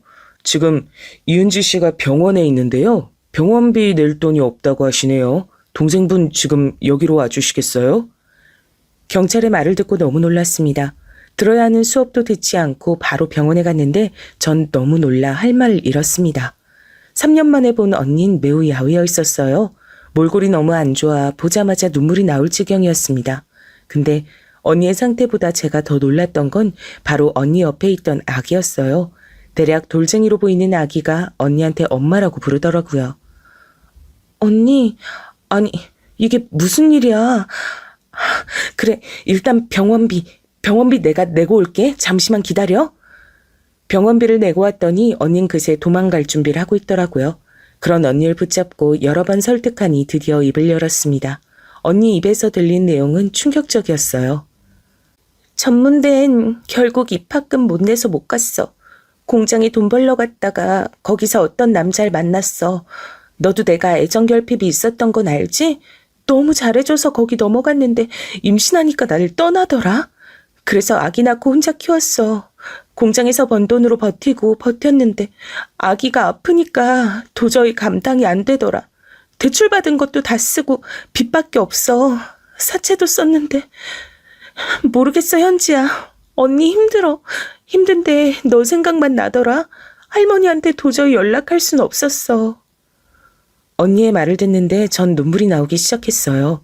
원래 언니가 감정적이라 눈물이 많고 전 차분했잖아요. 근데 그땐 제가 오열하고 언니는 우는 아이와 절 달래며 차분한 상태였죠. 차분하다기보다 그것은 해탈에 가까웠습니다. 도저히 발길이 떨어지지 않아 언니가 사는 집에 갔더니 그 집 상태를 보고 저는 기절하는 줄 알았어요. 좁지? 고시원은 아기가 울어서 쫓겨났고 어쩔 수 없이 사는데 월세가 3달이나 밀렸어. 다행히 주인 아줌마가 아기 안쓰럽다고 기간을 늘려주긴 했는데 모르겠다. 곧 쫓겨날 것 같아. 언니, 내가 월세 내줄게. 우리가 어릴 때 살던 집 기억나? 그 쪽방보다 열악한 환경이잖아. 언니, 나 너무 속상해. 이렇게 살 줄 몰랐어. 난 그것도 모르고 혼자 고상하게 대학 다니며 공부했는데. 현지야, 그만 울어. 언니가 오히려 미안해. 너한테 면목 없어. 할머니는 항상 저보고 몸가짐을 똑바로 하라고 하셨거든요. 보이는 것이 중요하다며 백화점에 데려가 쇼핑도 자주 했고 제가 조금만 흐트러진 상태면 지적하셨죠. 전 오히려 꾸미는 것에 관심이 전혀 없었는데 할머니 때문에 피부 관리까지 받고 있었고요. 할머니는 그런 저에게 용돈을 매우 많이 주셨어요. 돈으로 남에게 아쉬운 소리 하지 말라는 것이 할머니의 철학이었습니다. 쓸 일이 없어 모아놨는데 그 돈을 그날 언니에게 다 쓰게 됐죠. 아기 병원비부터 언니의 밀린 월세 그리고 생활용품까지 다 채워 넣었어요. 현지야, 고마워. 언니가 이 은혜 절대 진짜 살면서 절대 잊지 않을게. 할머니한텐 비밀로 해줘. 당연한 거 아니야? 이거 다 내 돈 아니고 할머니 돈이야. 할머니가 아시면 뒤로 넘어가실 거야. 우리만 아는 비밀이어야 돼. 내가 자주 올 테니까 언니 걱정하지 마. 이 뒤로 전 언니를 정말 많이 도와줬죠.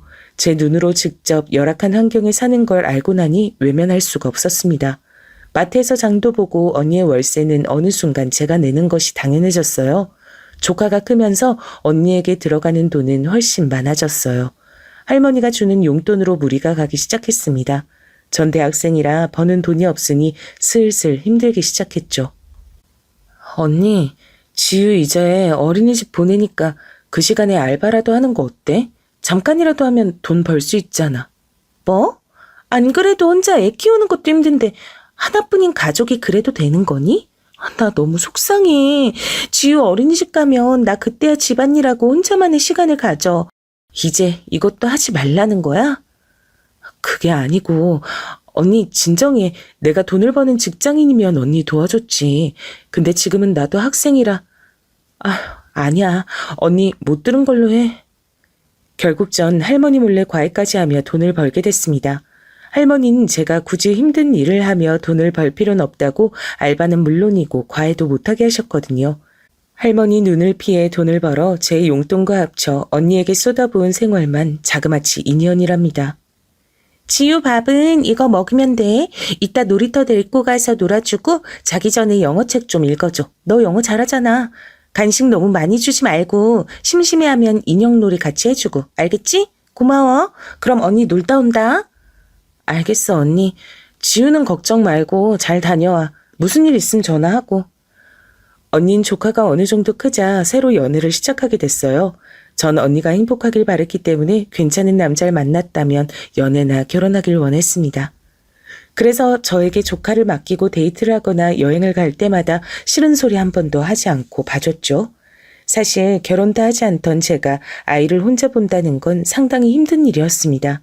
특히 제가 할머니랑 같이 살고 있으니 이렇게 조카를 돌볼 때마다 눈치가 보였죠. 현지, 요즘에 많이 바쁘니? 연애라도 하는 거야? 집에 통 들어오지 않아 걱정이네. 할머니는 당연히 우리 현지를 믿어. 그래도 걱정되니 외박은 자제했으면 하구나. 죄송해요. 요즘 취업 준비하느라 바빠서 그랬어요. 앞으로 외박할 일은 없을 거예요. 할머니 걱정시켜서 죄송해요. 조카를 돌보느라 외박하는 일이 잦아지자 할머니는 집에 들어오라고 말씀을 하셨죠. 그래서 언니가 다음에 여행 간다고 했을 때 처음으로 조심스럽게 거절했습니다. 그러자 언니는 크게 화를 내기 시작했습니다. 가족이라곤 너밖에 없는데 어떻게 네가 이래? 부모도 없이 서로가 유일한 가족 아니야? 아, 넌 할머니 있다 이거야? 할머니한테 용돈 많이 받고 부족한 거 없으니까 됐단 거지? 언니, 말을 왜 그렇게 해? 나 속상하게. 그냥 언니가 지우 데리고 가든가 혹은 밤에라도 집에 오면 되잖아. 나도 할머니 눈치가 보여서 그래. 그래도 할머니 돈으로 이렇게 언니가 살고 있잖아. 야, 됐어. 그럴 거면 앞으로 도와주지 마. 유일한 가족이 이렇게 나와도 되는 거야? 나가. 우리 집에서 나가라고. 나 신경도 쓰지 마. 그냥 어디 가서 콱 죽을 거야. 찾지도 마. 언니, 제발 진정해. 알겠어. 내가 그냥 지우 데리고 있을게. 여행 다녀와. 언닌 제가 이렇게 거절하면 항상 극단적으로 나왔어요. 저도 그게 힘들었지만 언니 말대로 우린 부모가 버린 자식들이라 저도 언니와 연락을 끊기가 더 힘들더라고요. 속으론 휘둘리지 않아야 한다고 생각해도 막상 언니와 조카가 사는 모습을 보면 마음 한쪽이 아팠습니다. 심지어 조카는 발달이 매우 느렸어요. 열악한 환경에서 자라기도 했고 언니가 조카에게 제대로 된 양육을 하지 않았거든요. 제가 보다 못해서 데리고 다니며 건강한 음식을 먹일 정도로요. 그러다 전 대학을 졸업하고 취업하게 됐습니다. 사실 저는 결혼에 관해 깊게 생각해 본 적이 없어요. 연애도 한번 경험해 본 것이 다였죠. 어릴 때 아빠가 워낙 책임감 없는 모습을 우리 앞에서 많이 보여줘서 남자에 대한 신뢰도 크지 않았습니다. 자라면서 할머니 밑에서 자라서 제대로 된 남자를 본 건 큰아빠가 유일했죠. 그래서 연애하며 크게 즐겁지 않았습니다. 이런 제 마음과 달리 할머니는 제가 결혼을 하는 걸 원했어요. 옛날 뿐이라 대학 졸업하면 바로 결혼해야 한다고 생각했죠. 매번 만나는 친구가 없냐고 물으셨는데 그런 때마다 없다고 하니 급기야 선자를 잡아오셨습니다. 부담스러워 거절했는데 할머니는 계속 나가길 원하셨어요. 나도 이제 점점 몸이 예전 같지 않다는 게 느껴져. 현진이가 결혼해서 자식 낳는 걸 보고 죽고 싶다. 미워도 핏줄이라는 게 얼마나 중요한지 아니? 나중에 너 혼자 얼마나 외롭겠어. 내가 여기저기 수소문해서 알아온 선짜리니까 나가봐. 할머니가 제 대학 등록금부터 용돈까지 다 지원해 주신 건 생각하니 참 죄송하더라고요. 이렇게 대기업에 취업하게 된 것도 다 할머니 덕분이었죠. 그래서 눈을 딱 감고 선자리에 나갔는데 생각보다 괜찮은 사람이 있었어요. 처음 뵙겠습니다. 이현지 씨 맞으시죠? 전 정광철이라고 합니다. 만나서 반가워요. 제 직업은 아버지가 하는 사업을 물려받으려고 준비 중이에요. 작은 사업인데 열심히 배우려고 노력하는 중이랍니다. 아, 네, 반갑습니다. 저는 대기업에서 일하고 있어요. 어색하네요. 아무래도 처음 보는 자리니 어쩔 수 없죠. 괜찮습니다. 그럼 식사하며 대화 마저 나눌까요? 상당히 어색한 자리였는데 능숙하게 대화하는 모습에 저는 푹 빠졌습니다. 그렇게 나가기 싫다고 했던 저였는데 오히려 시간 가는 줄 모르겠더라고요. 그렇게 그 남자와 저는 연애를 시작했고 그 사실에 할머니가 저보다 더 좋아했습니다. 사실 집안은 그리 대단치 않아. 그래도 잘생기고 키 크고 앞으로 가능성이 높지. 할미는 현진이가 결혼 전제로 만난다는 사실 자체가 기쁘다. 결혼할 때 비용은 전혀 걱정 말고. 알았어? 실제로 저는 그 남자와 결혼까지 가게 됐어요. 연애하며 한 번도 싸운 적 없어서 이 사람이 운명이라고 느꼈죠. 남편과 결혼할 때 할머니가 돈을 많이 대주셨습니다. 할머니가 부자인 것은 알고 있었는데 생각보다 재산이 더 많다는 걸 그때 깨달았죠. 내가 자네에게 딱히 바라는 건 없고 그저 우리 현지 평생 걱정치 않게 살게 해주게. 금전적인 부분은 내가 해결할 수 있으니 그 부분은 걱정 말고 우리 손녀 잘 부탁하네. 할머니 도움 덕분에 우린 초호화 결혼식도 올릴 수 있었어요. 신혼집도 할머니의 도움 덕분에 원하는 한강이 보이는 고급 아파트를 얻게 됐습니다. 남편의 집도 형편이 여유로웠지만 할머니의 재력만큼은 아니었거든요. 결혼하고 남편은 원래도 다정했지만 더욱 다정했어요. 집안일은 해주는 분이 계셔 문제가 없었고 남편은 기념일을 매우 잘 챙겼죠. 당신 오늘이 결혼 기념일인 거 잊었지? 괜찮아. 내가 준비했어. 당신이 저번에 가지고 싶어 했던 가방. 나랑 결혼해줘서 너무 고마워. 당신 배 안에 있는 우리 애기도 열심히 키우자. 사랑해. 다정한 남편은 저를 항상 공주처럼 대해줬어요. 제가 임신하자 정말 손에 물 한 방울 묻게 하지 않았죠. 할머니는 이제 현지 너를 두고 하늘에 가도 아쉽질 않다. 그 어린 네가 언제 이렇게 커서 아이까지 가졌니? 믿기질 않는구나. 무엇보다 우리 정서방이 너무 너한테 잘하니까 내가 든든해. 할머니도 저에게 잘하는 남편을 항상 기특해 하셨죠. 그러면서 할머니는 남편이 시아버지의 사업을 물려받자 거액 투자도 하셨습니다. 덕분에 남편은 사업이 훨씬 커지게 됐죠. 이렇게 남편과의 문제는 전혀 없는 줄 알고 살았습니다. 그때 저에게 유일한 고민은 바로 언니였어요. 조리원은 강남에 있는 거기로 간다며? 난 혼자 애 낳고 조리원은 가지도 못했는데 부럽다. 내 인생은 왜 이럴까 현지야? 우리 같은 배에서 태어났는데 왜 너랑 나는 이렇게 너무나도 다른 인생 사는 거야?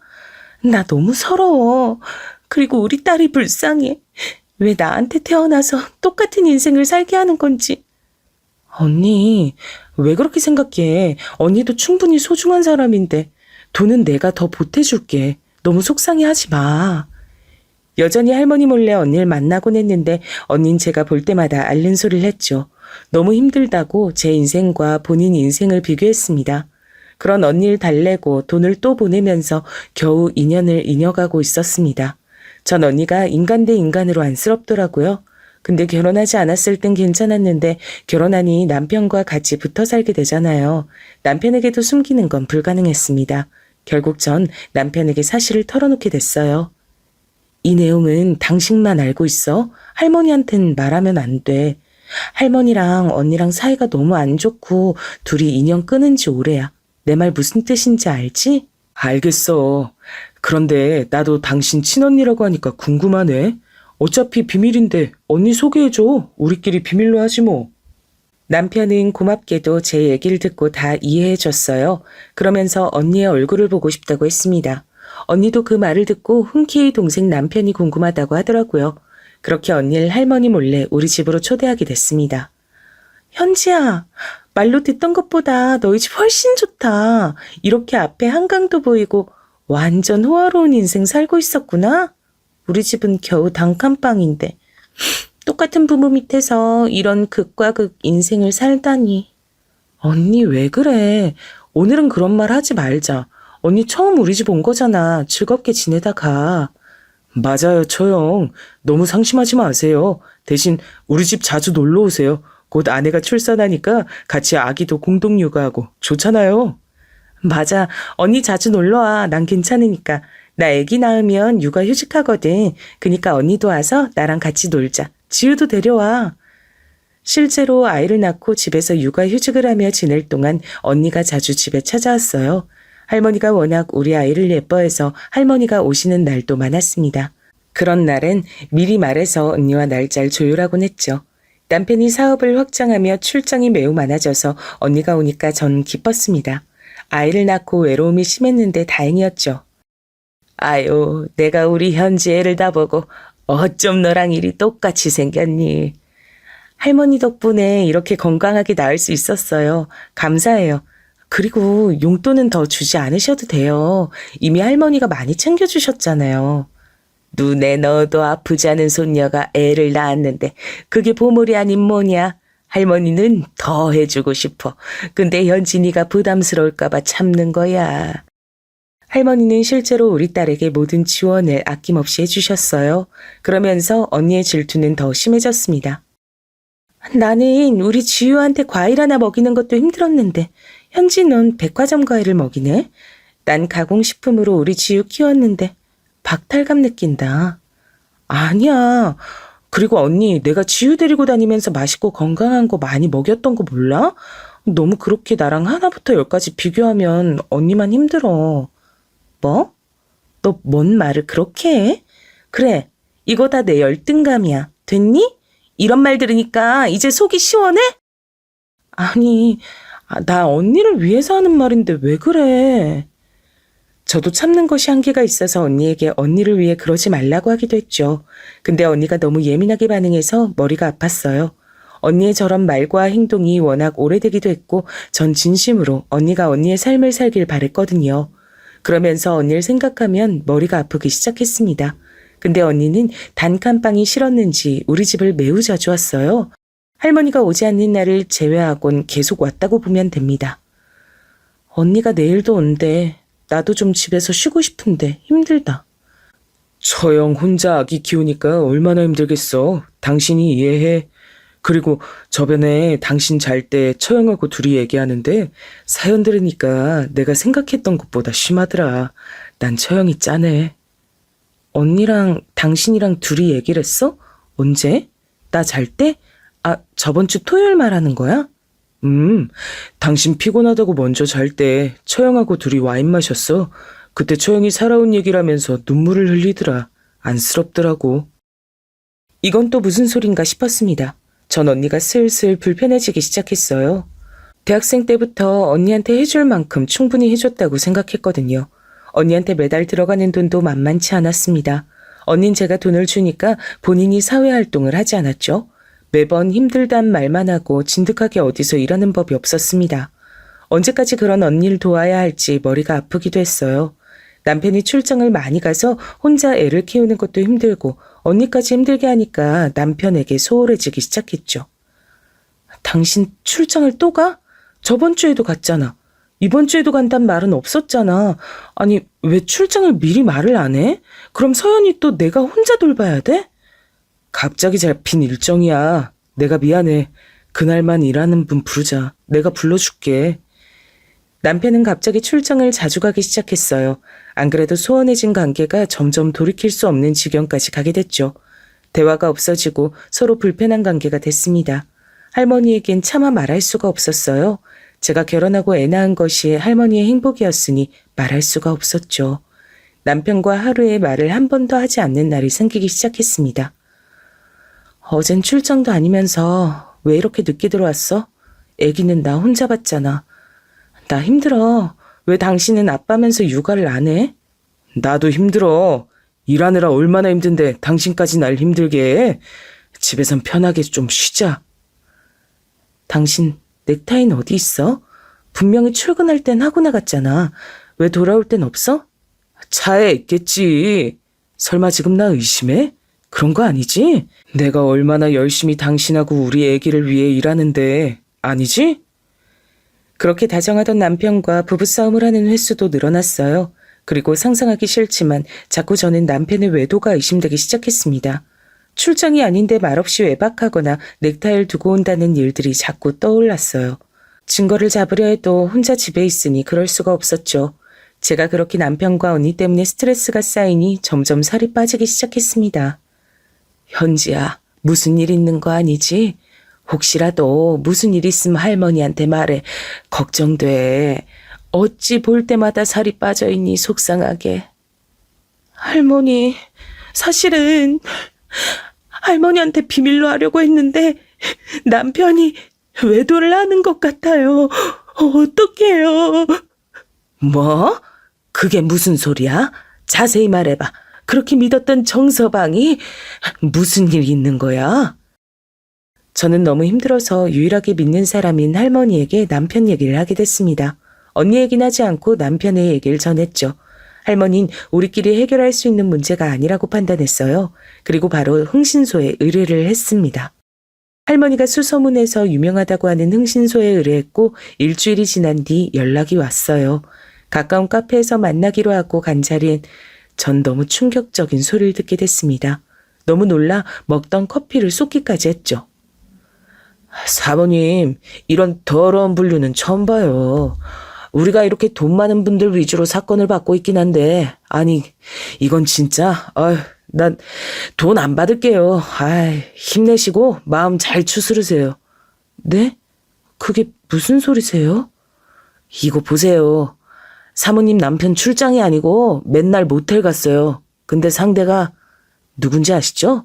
여기 보시면 아시겠죠? 그 사모님이 더 잘 아시죠? 흥신소 사장님이 보여준 영상엔 남편과 여자가 나란히 웃으며 모텔로 들어가는 사진이 한 장도 아니고 여러 장 있었어요. 근데 더 충격적인 건 바로 그 여자의 정체였어요. 왜냐면 그 여자는 제가 너무 잘 아는 사람, 바로 우리 언니였습니다. 다른 사람도 아니고 친언니와 남편이 바람났던 거였죠. 보자마자 눈물이 차오르고 손이 덜덜 떨렸습니다. 그런 저를 흥신소에서 오히려 안타깝게 여기더라고요. 할머니, 나 어떡해요? 할머니, 이거 어떡하면 좋아요? 나 죽고 싶어. 현지야, 무슨 일이야? 일단 빨리 할미 집으로 와. 도대체 무슨 일이야?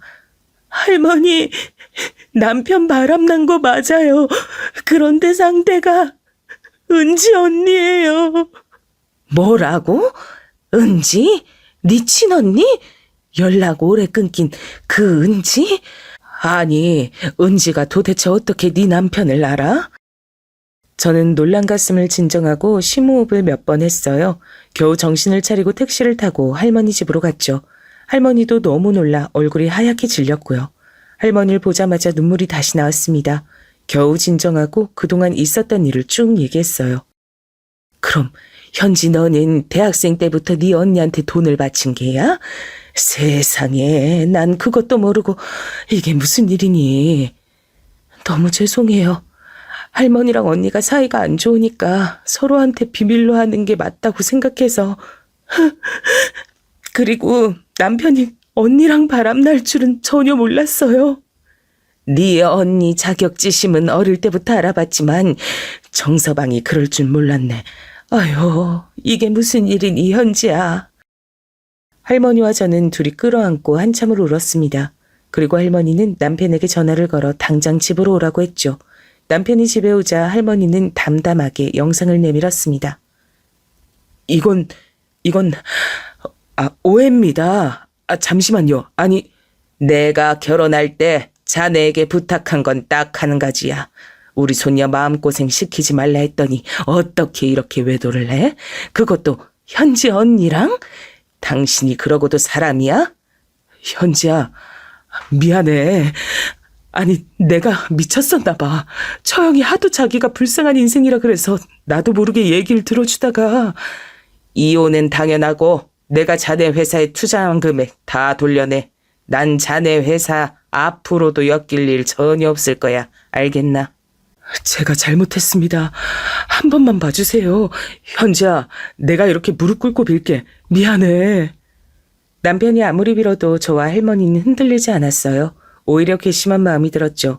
할머니는 실제로 이혼 소송은 물론이오고 그 이후에 남편 회사에 투자한 금액을 다 돌려받으셨습니다. 그 과정에서 법적 소송도 여러 개가 진행됐죠. 전 심신의 안정을 위해 할머니 집으로 다시 와서 애를 키웠습니다. 신혼집도 할머니 명의라 금방 처분했어요. 현지야, 언니가 미안해. 내가 미쳤었나 봐. 정말 미안해. 용서해줘, 제발. 난 언니랑 살면서 더 얼굴 볼 일은 전혀 없을 거야. 나 그동안 언니한테 할 만큼 충분히 했고 후회 없어. 우리 연락도 하지 말자. 현지야, 제발. 언니 너 없으면 어떻게 살아. 제발, 제발. 언니도 성인이고 나보다 나이도 많잖아. 그동안 내 돈으로 잘 먹고 잘 살았으니까 앞으로 언니 인생 알아서 살아. 그리고 매번 나랑 같은 배에서 태어났는데 왜 그러냐고 그랬지? 그건 내가 할 말이야. 도대체 인간이 왜 그러니? 언니에게 하고 싶은 말을 다 했더니 어찌나 속이 시원했는지 몰라요.